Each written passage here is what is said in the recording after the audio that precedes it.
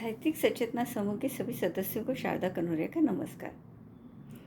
हम हमेशा घर में, परिवार में, बाहर, आजू बाजू में बात करते हैं कि सतयुग आना चाहिए, सतयुग में ऐसा होता था, सतयुग में वैसा होता था।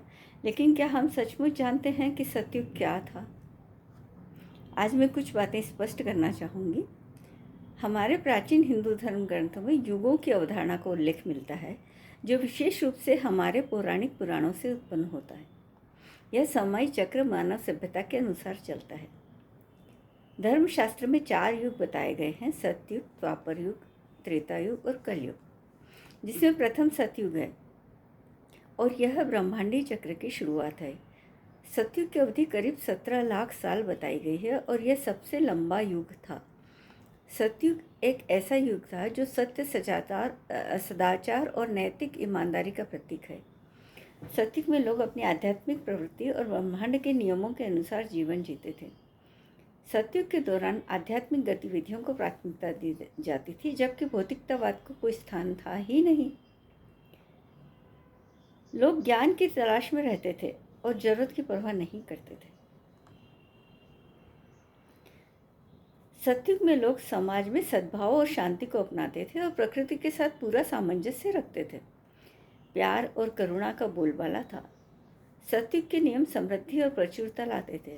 लोग पुण्य का जीवन जीते थे। धर्म का पालन करने से धार्मिक और न्यायपूर्ण समाज का निर्माण होता था। सतयुग शांति, प्रचुरता और आध्यात्मिक ज्ञान की वजह से स्वर्ण युग कहलाया और प्राचीन संस्कृतियों का जन्मदाता भी कहलाया। भगवान विष्णु के अवतार समय समय पर इसी काल में हुए हैं।